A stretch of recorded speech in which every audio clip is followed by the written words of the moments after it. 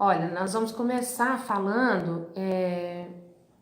Primeiro, vamos contar um pouquinho da nossa história, nessa trajetória, a minha, da Aline, um pouquinho. Tá. Então, eu vou contar um pouquinho da minha história, dessa trajetória na constelação, que foi uma trajetória totalmente despretensiosa. Nunca pensei, nunca imaginei que eu fosse, em algum momento, trabalhar com a constelação. Eu fui convidada pela minha tia, que ajudava a Luciana, né? Que ela ajudava a Luciana a organizar os grupos, e ela falava para mim: você tem que ir lá conhecer a constelação. E assim como algumas pessoas, eu achava que tinha a ver com estrelas, com astrologia, essa coisa toda. E quando eu conheci o trabalho, eu fiquei muito encantada, porque é como se eu entendesse rápido coisas que eu questionava. Então eu lembro que num workshop a Lu perguntou quais eram as queixas e as críticas que a gente tinha com relação aos nossos pais. Foi uma das primeiras perguntas que ela fez e eu lembro disso muito bem. E aí eu falei pra ela que eu achava que meu pai era rígido demais, que meu pai podia ter sido mais calmo, menos rígido, menos exigente. E aí ela me pediu para que eu ficasse de pé, pegou uma pessoa que estava lá, um representante, e falou assim: esse é seu pai. Imagina que esse é seu pai. Fala pra ele que ele é rígido. Fala pra ele as queixas que você tem, as críticas que você teve, né? Ele não tá te ouvindo mesmo, mas fala pra ele. Aí eu fui falando: o senhor é muito rígido, o senhor podia pegar mais leve com a gente, ser menos exigente. E continuei falando. E aí a Luciana me virou e ela tinha colocado atrás de mim uma pessoa para representar meu filho. E aí, quando ela me virou, aquilo já foi um choque para mim, porque eu comecei a chorar, fiquei muito emocionada, lógico, porque eu percebi que eu já estava sendo muito rígida com meu filho. Eu tinha já os dois mais velhos, mas o segundo era muito pequenininho, e me caiu assim essa ficha. Nossa, aquilo que eu critico, eu já estou reproduzindo, e a Luciana usou essa frase durante o workshop, e aquilo me tocou muito. Então, como fez bem aquele dia, eu continuei indo. Todos os workshops que ela dava, eu estava presente, até que depois de um ano de participar desses workshops, ela me convidou para trabalhar com ela. E eu lembro que eu me senti assim, super honrada, fiquei muito emocionada, né? De uma pessoa que eu admirava tanto, estava me convidando para trabalhar com ela. E aí a gente costuma dizer, né, que muitas pessoas perguntam pra gente: mas o que eu faço para ser um constelador?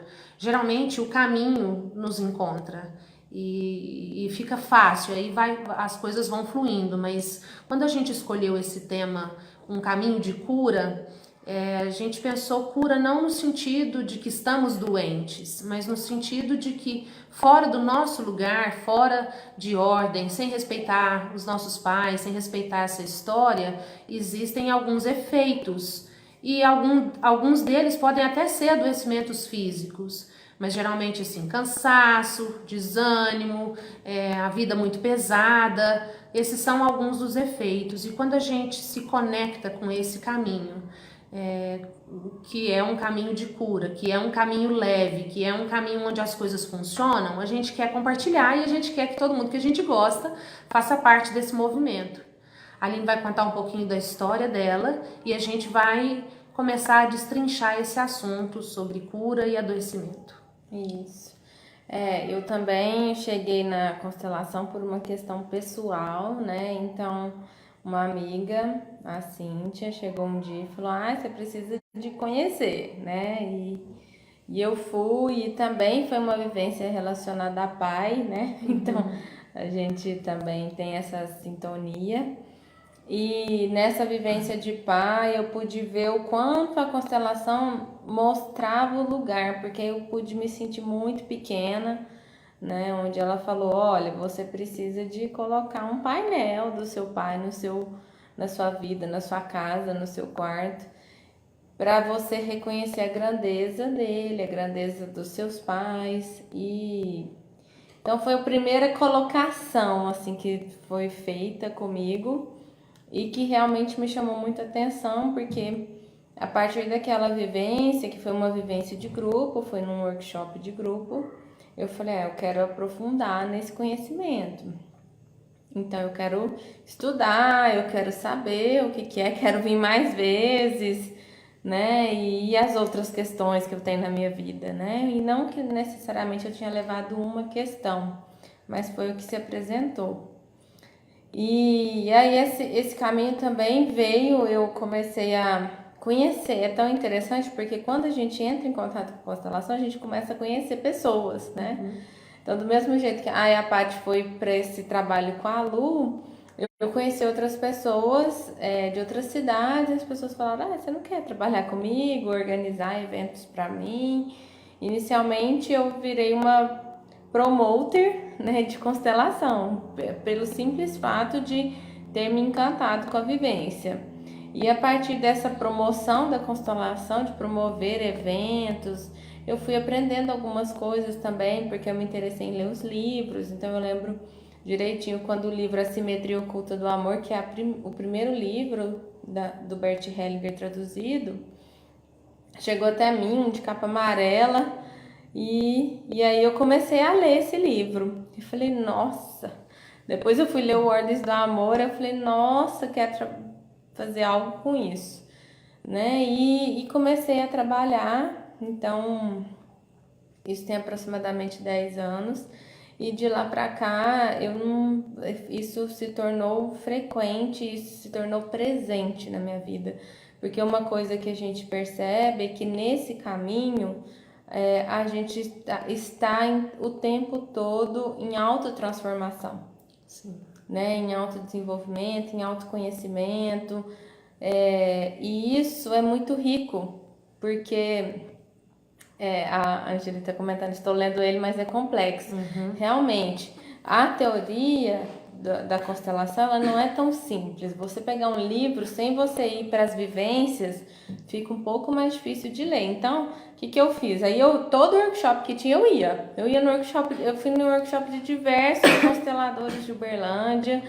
E quando eu tinha oportunidade eu ia nos de fora também, de outra cidade. Fui em Ribeirão, fui em Brasília, fui em algumas cidades, para São Paulo, para ver trabalhos de outros consteladores, porque a vivência, né, ela faz com que a gente aprofunde nesse conhecimento. Sim. Né? Porque o teórico ali, tem frases do Hellinger que dão um nozinho na gente, né? Então, por isso que a gente chegou a esse tema, né? Que a gente falou, isso é um caminho.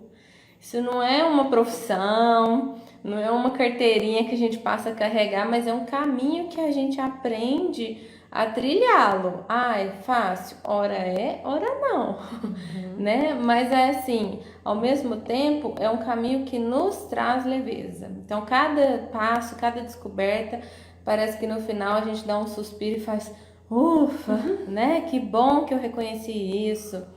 E é um caminho que a gente olha e vê o quanto quando a gente se depara com as nossas dificuldades, nesse caminho ele tem um olhar de amor, um olhar amoroso, né? Então é mais fácil da gente falar assim, tchau orgulho, tchau ego, né? E a gente falar, sou pequeno mesmo, dou conta de nada, né? Tenho muito que aprender, nasci agora. Sim. Viver renascimentos, né? Isso é muito importante. O que a Aline está falando, às vezes pode parecer assim, então foi fácil, foi rápido, né? Não, não foi, não é rápido, não é simples. E me faz pensar sobre a questão do que a gente tem como ideal, do que é real e do porquê que a gente é tão arrogante.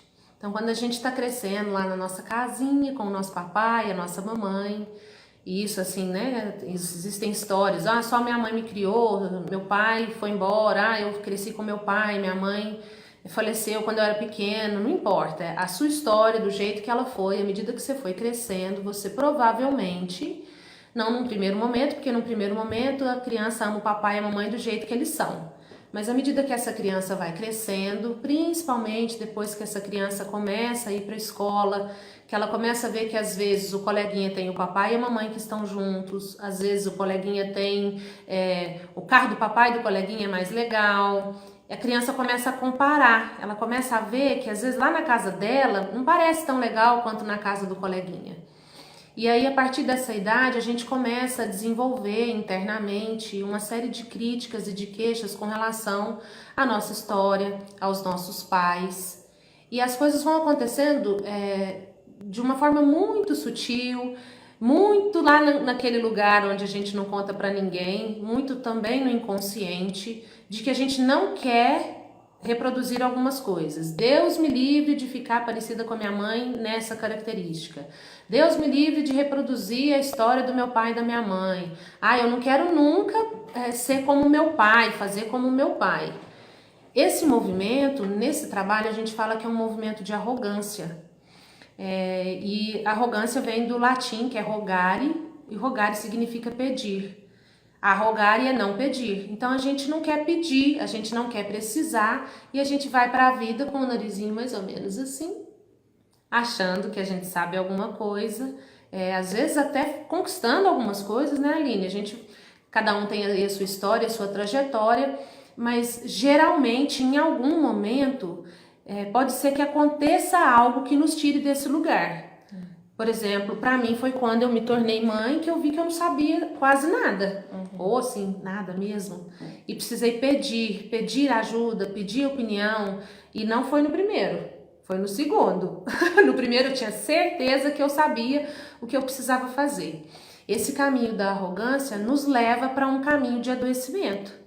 Se eu acho que eu sou melhor do que a minha mãe, se eu acho que eu sou melhor do que o meu pai, que eu tenho respostas, que eu sei como fazer, que eu não preciso, pode ser que a vida vá me colocando obstáculos e colocando situações para que eu reconheça que eu não sei, que eu não consigo, que eu preciso de ajuda.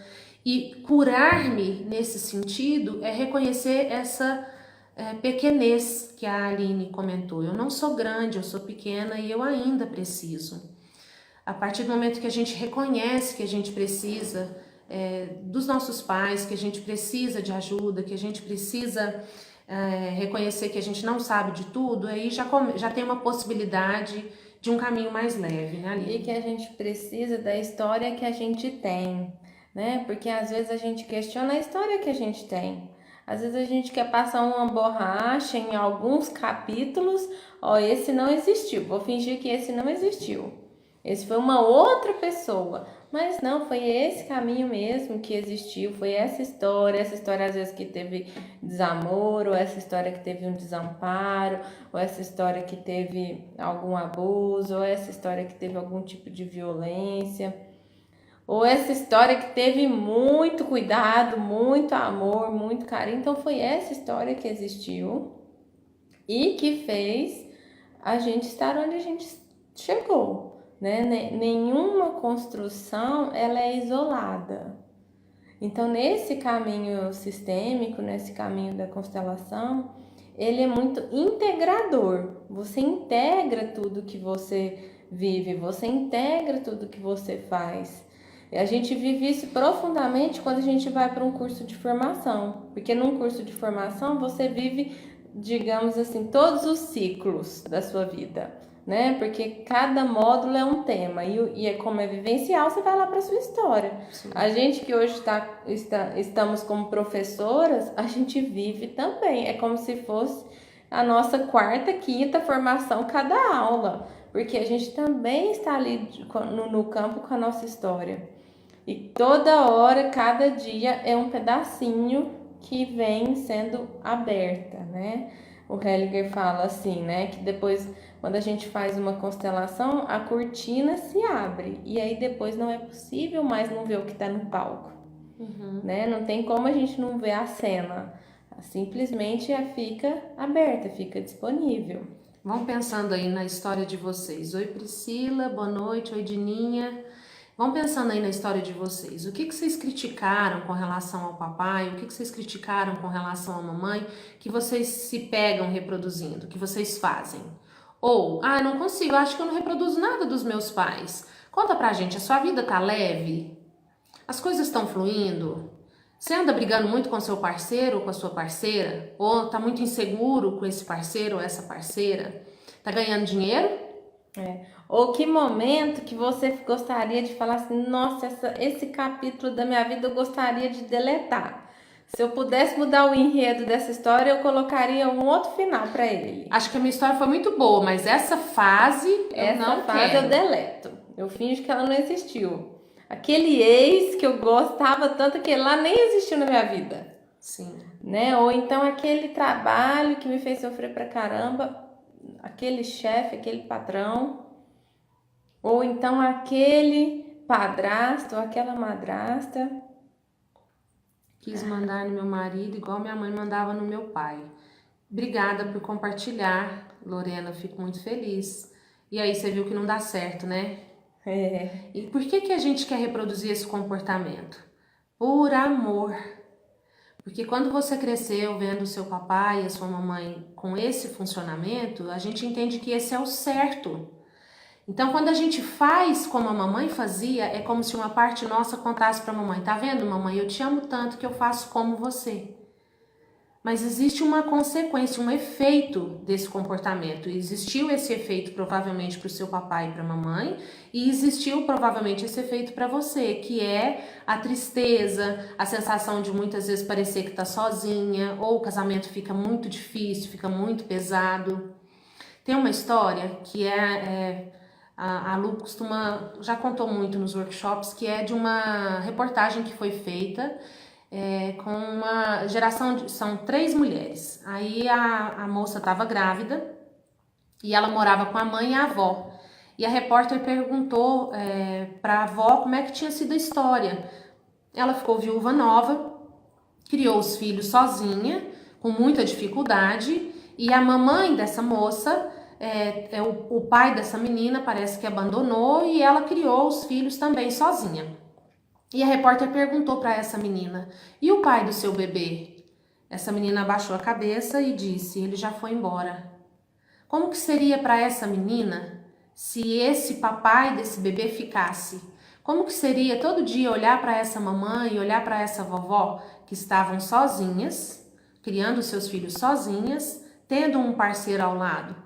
Esse é o amor cego que a gente fala, né? Que o Bert Hellinger percebeu. A gente sabe do nosso amor e tem uma dimensão do amor que a gente tem pelo papai e pela mamãe. Então, por amor a eles, a gente faz como eles fizeram. Mas o que a gente não entende é que eles nos amam tanto que eles querem que a nossa vida fique mais leve, que eles querem que que a gente fique mais feliz. E para eles é um alívio quando a gente faz diferente. Mesmo que pareça, né? Recentemente eu estava conversando com uma cliente e ela falando disso, né? De ver o quanto ela estava tão igual à mãe dela.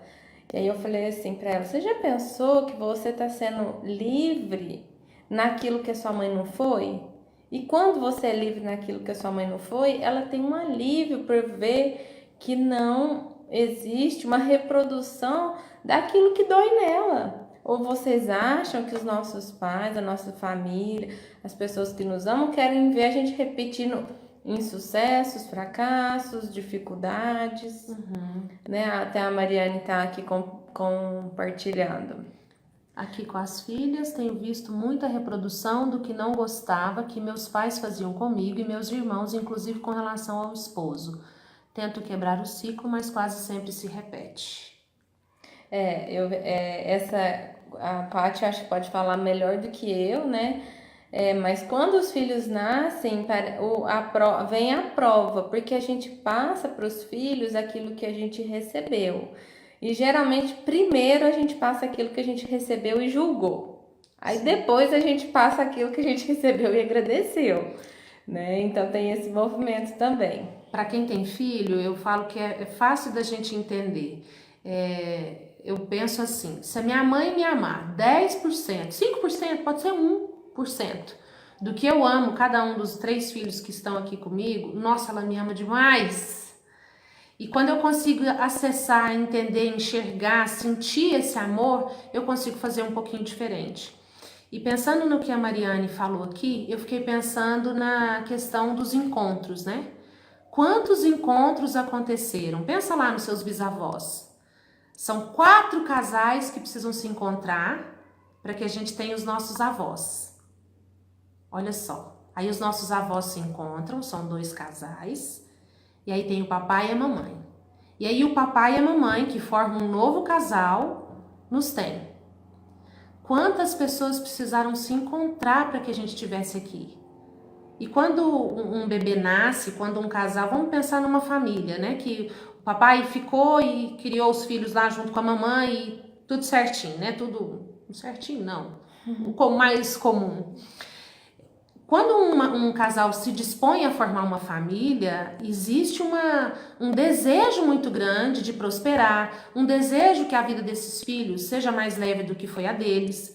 Então eu fico pensando, se esses bisavós e esses avós pudessem nos dar algum conselho, eu acho que eles diriam algo do tipo: poxa vida, a gente se esforçou tanto, a vida foi tão difícil, vocês estão fazendo igual. Então, nesse trabalho da constelação, a gente diria que é preciso fazer uma reverência a essa história, né? Existem as palavrinhas mágicas nesse trabalho, e com relação aos nossos pais, às vezes a gente tem que baixar a cabeça e simplesmente dizer: eu sinto muito, eu te julguei. Minha mãe sempre falava, queria que conseguisse fazer o que ela não conseguiu. Sim. Isso. Até isso tem um pouco a ver com o que a Heloísa está perguntando no Instagram, né? Como que faz para controlar nossas heranças subconscientes, né? Já começa por aí, Heloísa, você não controla. Isso, não há controle, exatamente. Não. Isso já vem naturalmente. O que a gente pode ter controle é sobre aquilo que a gente aprende, aquilo que a gente consegue ver. Mas o que fica no nosso subconsciente é o que a gente fala assim, são as leis do destino, né? São aquelas leis naturais onde nós estamos todos imersos dentro de uma consciência grupal, de uma consciência coletiva. Quando a gente julga muito pelo bem ou pelo mal, pelo ruim ou pelo bom, geralmente elas nos dominam um pouco mais. Quando a gente consegue ter uma postura de apenas observador, fica mais fácil, porque aí vem a consciência, que não é já o inconsciente nem o subconsciente. Então, por exemplo, o movimento de constelação é mostrar aquilo que está inconsciente para aquilo ficar nítido. Tanto que a gente costuma dizer para as pessoas que vão constelar, a primeira mudança é no olhar, você passa a ter uma nova imagem. O que você vai fazer com aquela nova imagem é o que envolve esse caminho de cura. É necessário uma nova postura, é necessário uma nova ação, uma nova atitude, novos passos. Senão, o subconsciente volta porque a gente ainda não conseguiu internalizar aquela imagem boa, aquela imagem de solução, aquela imagem real, né? Às vezes nem é boa, mas é a real. Quando a Aline está falando de postura, eu fiquei pensando na questão do lugar que cada um de nós tem. Então pensa aí, Heloísa, porque provavelmente tem outra pergunta por trás dessa pergunta. O que você já está repetindo, o que você já está reproduzindo. Eu gosto de pensar assim, eu sou a quarta de 5 filhos que meu pai e a minha mãe tiveram. Eu sou apenas a quarta irmã. Vai pensando dentro aí da história de cada um de vocês, quais são os núcleos que geralmente tem problema. Vamos pegar no núcleo familiar, estou dando exemplo de núcleo familiar. O que seria uma reprodução do que eu recebi da minha família? Por exemplo, na minha família, vai pensando no que vale na família de cada um. O que é o certo? O que vocês entenderam que é o certo? Em todos os sentidos, o que está sendo reproduzido? Fracasso ou sucesso financeiro, casamento, divórcio, as doenças da família, tipos de profissão, que mais? Casamento, divórcio, sucesso, fracasso, riqueza, pobreza. Então eu vim de uma família que o campo da pobreza é presente, tanto de um lado quanto de outro. Meu pai veio do campo da pobreza e minha mãe veio do campo da pobreza. Esse campo da pobreza significa que todo mundo trabalhou, né? Todo mundo pagou suas contas, mas ninguém nasceu assim com uma situação de abundância financeira. Então, essa questão das repetições. Então, se eu estou fazendo o que todo mundo faz, eu trabalho, pago as minhas contas, mas não sobra o dinheiro, concorda que, assim, para a minha criança, para essa parte minha que ama tanto meu papai e a minha mamãe, é um sossego? Fazer um pouquinho diferente com relação a essa história do financeiro. Vamos supor que eu consigo juntar muito dinheiro, fazer investimentos, trocar de carro todo ano, comprar uma casa muito boa, concorda que eu vou ficar meio diferente? Então, para não ficar diferente, a gente faz o que todo mundo faz. Se na minha família vale brigar com o marido, falar mal do marido, mandar no marido, brigar com sogra, se eu vi minha mãe fazendo isso, se a minha avó fez isso, se as minhas tias fazem isso, eu faço e faço de consciência leve. Nós estamos falando de consciência leve e consciência pesada. Para eu fazer diferente, primeiro eu preciso reconhecer que eu fui muito arrogante. Que eu achei que eu fosse fazer diferente, que eu achei que comigo ia ser de uma outra forma, porque a gente tem essa postura, e aí eu reconheço, baixo a cabeça. Esses movimentos de reverência que eu tô falando e que a Aline falou também, são movimentos que a gente não precisa verbalizar nada, mas que se a gente fizer disso um exercício... são internos. Internos. Me abençoa, eu sinto muito, eu julguei, me abençoa se eu faço diferente, me abençoa se eu volto pro meu lugar de pequenininha. Aí a gente percebe que quando a gente faz disso um exercício e a gente fica atenta a essa postura, as coisas começam a ficar um pouquinho diferentes. Se alguém tiver alguma pergunta para a gente poder conversar um pouquinho mais sobre isso, a gente está disposta, tá? Nesse caminho de cura que a gente estava falando, é um caminho de desenvolvimento pessoal, então a gente precisa também estar dispostos e ter maturidade para olhar para aquilo que a gente precisa melhorar. Algumas pessoas têm nos procurado com relação à formação. Em quanto tempo eu vou estar pronta para ser uma consteladora, para ser uma facilitadora? Se eu tenho muita pressa de aprender, se eu tenho muita pressa de ficar boa em algo, geralmente eu estou querendo provar algo para mim e talvez até para minha família, para o meu papai, para minha mamãe. Com essa postura, geralmente a pessoa até pode se tornar um facilitador, até pode, vamos pensar em outras profissões. Eu quero muito ser médica, eu vou estudar para ser médica porque na minha família ninguém teve uma formação, vou ser médica. Geralmente são caminhos mais tortuosos quando a gente vai na postura de arrogância, quando eu quero ser melhor do que aqueles que vieram antes de mim. Ou até mesmo na postura de ansiedade, né? Porque toda profissão, toda escolha, toda decisão, ela precisa de um tempo de elaboração. Primeiro ela acontece na nossa mente, ela precisa de descer para o nosso coração e ela precisa de refletir nas nossas atitudes. Então esses 3 passos, eles são muito importantes para que a gente tenha prosperidade, para que a gente tenha leveza, para que a gente tenha consistência. Né? Porque não basta eu pegar simplesmente um livro, dar uma lidinha e começar a palestrar. Eu preciso de ter uma consistência naquilo que eu vou passar. E essa consistência, ela também tem uma coisa por trás dela que é a coerência. E para isso, nesse caminho de autodesenvolvimento, né, de desenvolvimento pessoal, o que a gente observa? Que cada passo que nós damos na nossa história, a gente também dá um passo para frente. E quando a gente anda para frente, a gente anda para aquilo que o Hellinger tem chamado que é o caminho do mais, né? Mais vitalidade, mais saúde, mais prosperidade, mais leveza, mais dinheiro, mais clientes, mais cursos. E aí a gente fica sempre em contato com essa frequência do mais e não do menos. Né? Então, eu lembro que o ano passado, num módulo que a gente fez de formação lá da Hellinger, do pessoal da Hellinger em São Paulo, eles colocaram muito essa questão do caminho do mais, né? Quando teve um módulo, principalmente ligado à parte de prosperidade, ele falou, se a gente acorda reclamando da nossa vida, a gente não está sintonizado com mais. Se a gente ainda está nas queixas, pensa, como é que você acorda?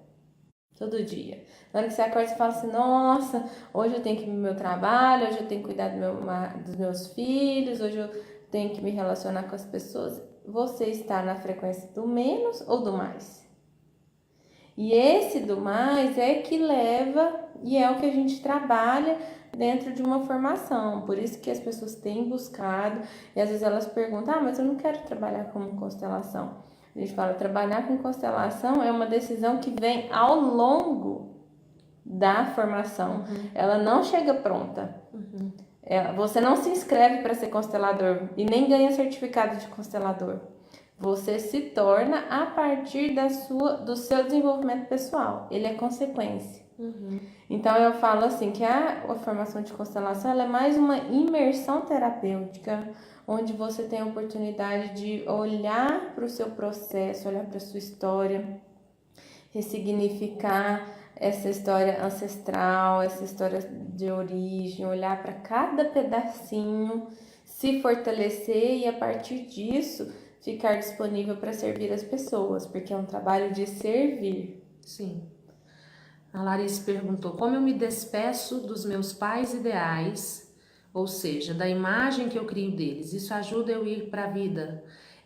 A gente estava falando do caderninho de críticas, né? À medida que a gente vai crescendo, que a gente tem aquele caderninho de críticas, de julgamento, a gente começa a pensar: quando eu for mãe, ou eu nem quero ser mãe, porque uma mãe, para ser uma boa mãe, ela tem que ser... E aí a gente tem um checklist do que uma mãe precisa ter ou ser para ser uma boa mãe, assim como o pai, o parceiro. E a gente, como que eu me despeço desses pais ideais? Reconhecendo que eles são comuns.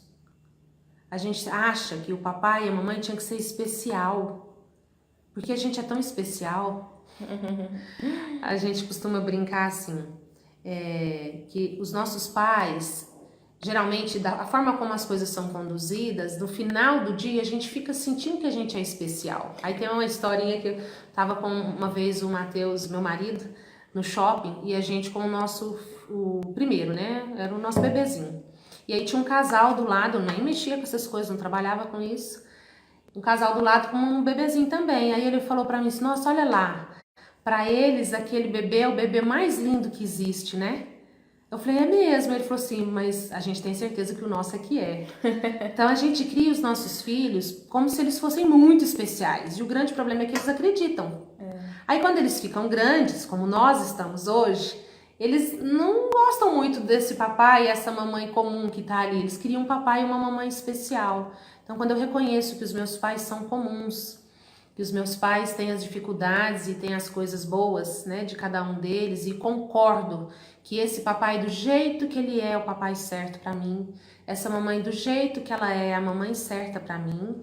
E aqui a gente não está falando com concordar que o pai é alcoólatra, que o pai abandonou a família ou que a mãe abandonou os filhos. Não é concordar com as atitudes, com o comportamento.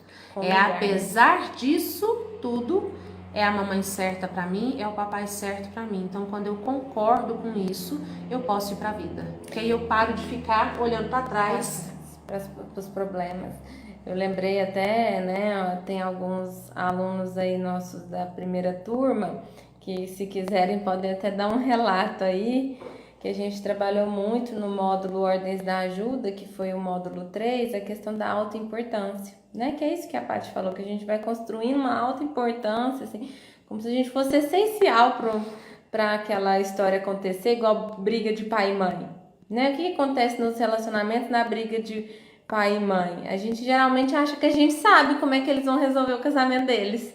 A gente fala: não, pai, você tem que falar desse jeito com a minha mãe. E aí o que acontece? A gente sai do nosso lugar, né? E aí, nesse exercício de autoimportância, da gente ver que a gente não precisa ser tão autoimportante assim, né? Isso traz muito alívio. Então, no curso de formação, a gente tem muitas vivências, né? E uma delas foi essa, da autoimportância, onde a gente pôde rir da nossa autoimportância. E isso incomoda, isso incomoda, né? Mas nos transforma e nos dá um crescimento, porque a gente começa a ficar um pouco mais, uma postura um pouco mais simples, uma postura um pouco mais humilde diante das questões da vida. A Larissa complementou a pergunta: se eu como filho idealizo os meus pais, eu também tenho responsabilidade nas minhas dificuldades com eles? Com certeza. Sim, com certeza, claro. De onde você olha para os seus pais quando você os idealiza? De onde você está olhando? Geralmente, se você tem um papai e uma mamãe ideal e você está se sentindo muito especial, de onde você olha? Então, o convite é assim: volta para o seu lugar de filha, sai desse lugar, desce desse banquinho. Porque quando a gente idealiza um pai ou idealiza uma mãe, primeiro que eu tô aqui no mundo da fantasia. E aí eu olho para aquele papai e aquela mamãe comuns do jeito que eles são, aí eu olho, nossa, mas esse é o papai e a mamãe que sobrou para mim? Então, com certeza, você vai ter dificuldades na sua relação com eles. E quando a gente reconhece o imperfeito deles, isso nos deixa espaço para sermos imperfeitos também. A Luciene, né, tá contribuindo aqui dizendo da indicação do livro do João Garriga, Onde Estão as Moedas. Eu conheço ele, realmente é fantástico, ele ilustra bem todos esses temas que a gente está conversando aqui, né? Então também é um livro que a gente recomenda. Márcia tá falando, quando você se sente como se tivesse parada no tempo, de repente acorda para a vida. Que bom que você acordou. Porque essa sensação de parado na vida é quando a gente está ali em algum nozinho, é onde o Hellinger chama de emaranhamento. É quando a gente parou em alguma fase da vida ou em alguma situação da vida onde a nossa energia parou de fluir. E a energia da vida, ela é ativa, ela é até quente, dá até calor. A gente fica até um pouco agitado. E se tá parado, talvez cabe aí uma reflexão, uma autoavaliação. O que tá acontecendo? Por que não tá caminhando? Por que eu tô me esforçando tanto e as coisas não acontecem? O que eu já tô repetindo? O que eu tô reproduzindo? Porque a partir do momento que você reconhece o que foi que te fez ficar parada, você tem a chance de fazer diferente.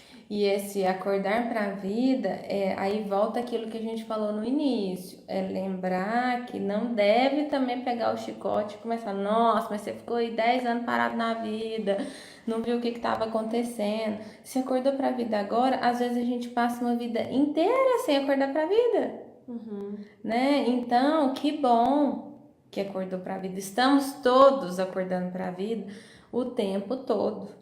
Né? Então, quando a gente acorda para a vida, o que a gente deve olhar para trás é falar assim, ufa, eu dei conta, que bom que eu cheguei até aqui, obrigada a todos vocês anteriores a mim, por tudo isso que foi o movimento que a Paty comentou antes, de pensar assim, olha, atrás da sua mãe e do seu pai tem 2 de cada lado, né? Os avós que vieram, que lutaram.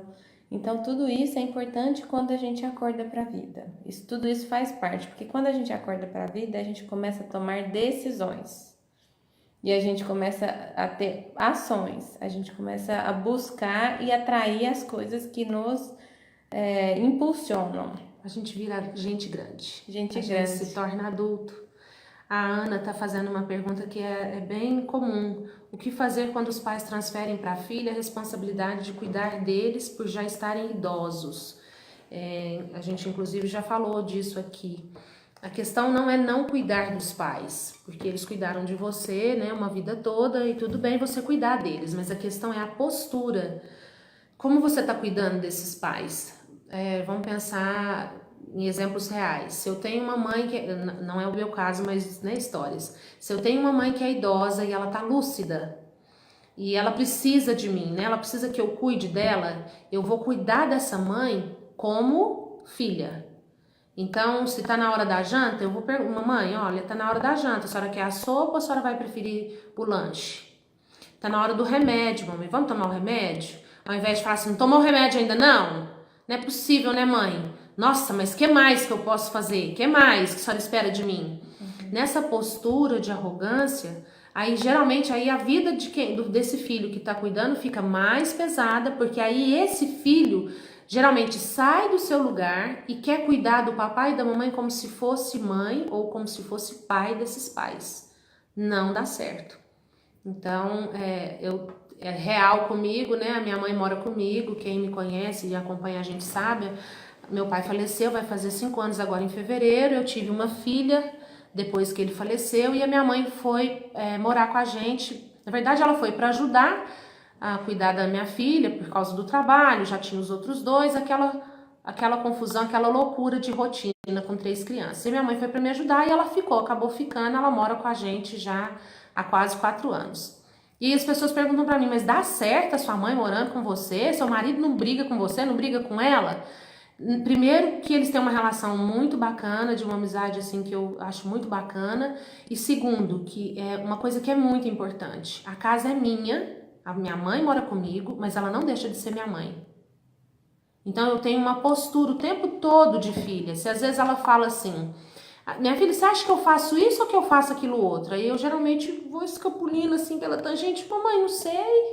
O que a senhora está com vontade de fazer? Por causa dessa importância, geralmente a gente vai mordendo essas iscas. O que você acha que eu faço? Ah, meu, porque a senhora não faz tal coisa? Já saí do meu lugar. Então, não esquecer que você é filha, que você é pequena. E isso é um exercício, porque realmente não é, principalmente quando os pais já são idosos, não é algo que é fácil de fazer. Mas é pensar nessa questão da sua postura, do seu lugar. A Larissa está cheia de perguntas hoje. Onde percebemos o ciclo de dificuldades que nós inconscientemente criamos para nós mesmos. Por exemplo, exigir da nossa origem nos estaciona na vida, a vida saudável depende de aceitar a realidade. Primeiro que essa questão, onde, né? Onde percebemos? Se tá difícil a vida, se você tá se esforçando, se você briga demais com seu parceiro, briga demais com seus pais, se a vida tá pesada de uma forma geral, provavelmente tem algo aí que você precisa olhar. E exigir, aqui a gente já falou, né, que exigir desses pais, ou exigir, mesmo que seja inconscientemente, que alguém ainda tinha que ter feito alguma coisa por você, também vai te deixar estacionado. Aceitar, a gente costuma falar que nesse trabalho, aceitar é demais. Como é que eu vou aceitar que a minha mãe me rejeitou? Como é que eu vou aceitar que meu pai abandonou? Aceitar é muito, o que a gente está falando é sobre uma concordância. Concordar com a vida como ela foi, como ela é, concordar com os pais como eles foram e como eles são, as pessoas reais e comuns que eles são, e aí poder olhar para esse mais que a Aline comentou. Sim. Difícil demais, porém necessário, a Carol falou. Não é fácil mesmo, né? A mulher do Bert Hellinger, a Sophie Hellinger, ela fala que essa parte de tomar os pais, que é uma forma de honrar os pais, é uma coisa que a gente tem que fazer diariamente, no café, no almoço e na janta, né? Ela usa um trocadilho do tomar como se fosse uma bebida, né? Falando no almoço, no café, no almoço e na janta. Porque é um exercício, né? Ora a gente está um pouco mais aberto, ora nem tanto, mas nesse exercício, cada passo é um crescimento, cada passo é um direcionamento para a vida. Só para fechar o raciocínio, quando a Aline falou assim, cada passo é um passo importante, tem uma musiquinha, né, que é um aluno do Instituto do IDESV que ele criou, que fala que o segredo da grandeza é começar pequenininho. Então, se você estava parado até agora, se a vida não estava fluindo até agora e você reconhece que você está fora do seu lugar, começa daí, pequenininho. Porque você vai chegar nesse caminho onde você vai poder olhar para a sua vida e perceber o quanto você já caminhou e que agora, com relação à sua vida, você pode ser grande. Mas com relação aos seus pais, você vai ser sempre pequenininho. Isso mesmo. E pequenininhos nós vamos caminhando, porque esse pequenininho é o que faz a diferença, né? É o que nos coloca na nossa postura. Aline, a sua xará, Aline, vai falar sobre o nosso curso de formação, que é para todos. Sim, é um curso de autodesenvolvimento, né? De autotransformação, e é um caminho também de cura, de transformação, de conhecimento, de você adquirir ferramentas para a sua própria história. E é um curso de 6 módulos, né? O nosso módulo começa agora em outubro, 20 e 21 de outubro, começa a segunda turma. Então, são módulos onde a gente trabalha a teoria de Bert Hellinger, principalmente, e também e principalmente, né, as vivências, a parte teórica e vivencial. Então, todo módulo tem constelação, todo módulo tem exercícios sistêmicos de percepção, todo módulo a gente pode se transformar e se aperfeiçoar naquele tema. Então, começa com ordens do amor, que são onde a gente vê os princípios básicos, né, da pertencimento, hierarquia, equilíbrio, um pouco do campo fenomenológico do Bert Hellinger. O segundo módulo a gente vai trabalhar e tratar os nossos relacionamentos, relacionamentos com os pais, relacionamentos com os filhos, relacionamento de casal. Depois, no terceiro módulo, a gente vai trabalhar a nossa postura terapêutica, as ordens da ajuda. Que postura é essa que a gente tem na vida? O quarto módulo, a gente vai trabalhar saúde, doença, vida e morte, porque o Hellinger fala tudo é uma questão de vida e morte. Então, às vezes, tem coisas acontecendo na nossa vida porque a gente está conectado ou com um ou com a outra, né? Então, um exemplo clássico, acidentes. Né? Com onde que nós estamos conectados quando nós sofremos ou provocamos algum acidente. Então, são reflexões, né, que a gente vive. E aí, no quinto módulo, a gente trabalha a questão profissional, carreira, profissão. E para essa turma tem um módulo especial, que é o sexto módulo, onde a gente vai trazer temas de aprofundamento, temas especiais em constelação, que são temas que são fortes, né, ligados a abortos, suicídios, falências, violências sexuais, e todos esses temas que têm uma relevância, às vezes, na história familiar nossa, e que às vezes a gente não sabe muito como lidar. Então, são 6 módulos que acontecem numa frequência de aproximadamente de 2 em 2 meses. Além disso, a gente oferece também grupos de supervisão, supervisões temáticas, onde durante o curso a gente trabalha essa parte emocional, essa parte terapêutica com vocês. Então, é muito rico, mas é uma proposta de vida, né? Então, de autodesenvolvimento mesmo, né? É o que a gente falou no início. Trabalhar com a constelação é uma escolha que é consequência desse desenvolvimento. Chega um ponto que você fala, eu preciso de oferecer isso para as pessoas, eu preciso de compartilhar. Tanto que quando a gente montou o Instituto, essa foi a proposta. A gente chegou num ponto que a gente estava tão preenchida com tanta coisa que a gente falou, precisamos de distribuir. Hoje a gente faz live, hoje a gente faz webinário, conteúdos online, presencial, workshops, palestras, grupos de estudo, grupo de supervisão, grupo terapêutico, atendimento individual, curso de formação. Então, e mesmo assim, às vezes a gente fala assim, o que mais que a gente pode fazer? Né? Porque esse remédio que fez tão bem pra gente, a gente quer que outras pessoas façam uso disso, né? A gente quer distribuir. Então é um convite para vocês refletirem, as inscrições estão abertas, é possível fazer inscrição até o dia, até na semana do curso. Quem tiver dúvidas pode nos procurar no nosso site, lá na agenda tem lá cursos de formação. Lá tem a turma 2, tem todos os detalhes, as datas, mas podem nos mandar mensagem pelo Facebook, pelo Instagram, pelo WhatsApp, que a gente responde com maior carinho, porque para nós vocês estarem juntos é o que faz a diferença. É onde a gente pode formar multiplicadores desse olhar, né? E isso é riquíssimo, né? Então, sintam-se convidados para essa proposta, para caminharem com a gente. Propósito.